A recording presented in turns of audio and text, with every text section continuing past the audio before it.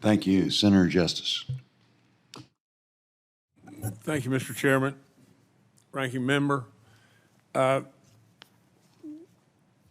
guess if I could just talk to all of you, I would say to Mr. Lindberg, to Mr. Westhill, to your families, thank you so much for being here in every way. And Governor, it's a real honor to have you because you've come a long ways and you've come a long ways in support.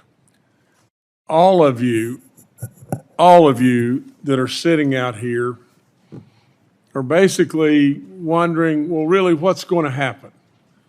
What's going to happen?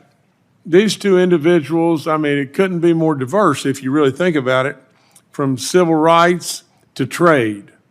It's a long, long ways apart, isn't it? But really, when it really boils down to it, you are Team Ag today. And Coach Tuberville, is a great friend and a great coach. And I've been a coach a long time too. And I can tell you that without any doubt, it is all about team. Now, the bottom line of the whole thing is just this and just this alone. Today, especially in our fields today, farmers are out there, they're busting their butt, the most productive engine in all the land could ever be, and they're worried. They're worried to death because from the standpoint of our trade deals, we would all be just frivolous if we were to sit back and say, yeah, it's going pretty good. Well, it's not going pretty good. That's all there is to it. With all in me, I would just tell all of us on both sides of the aisle, all of us on now Team Ag, without any question, we got to do something.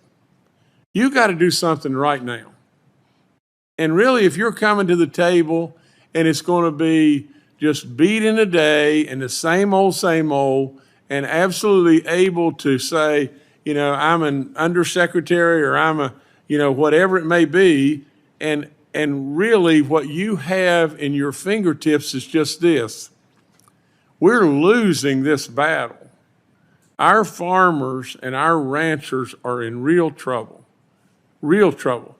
You see, my family has a family farm, and we grew it to a great big farm.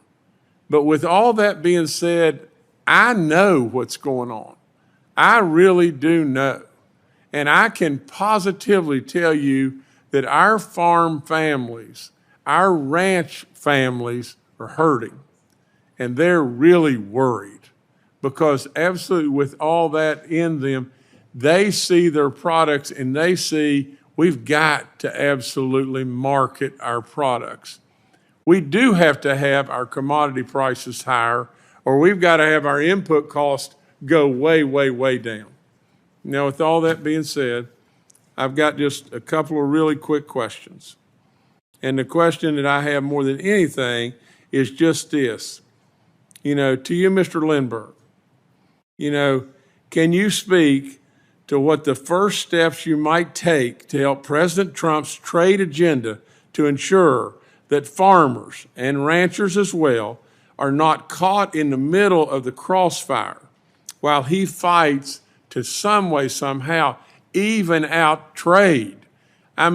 Everybody is so hung up on, are the tariffs good or the tariffs bad and everything. He is trying to right America to where we are absolutely building something in America and absolutely right trade to where other countries are not taking advantage of us all the time. Please answer. Senator, thank you for the question and for our time together before this. So we spoke, and I look forward to working with you in exactly solving this problem. From my perspective, President Trump has already begun the process of righting this wrong and righting this ship. You said you were a coach previously. I believe you can't win the game unless you have a strategy to win the game. And the way in which I think we win this game is by inviting our farm groups in, as I mentioned to the chairman's initial question to me, and figuring out what are those markets where we're deficient? What are those opportunities where we can get more sales?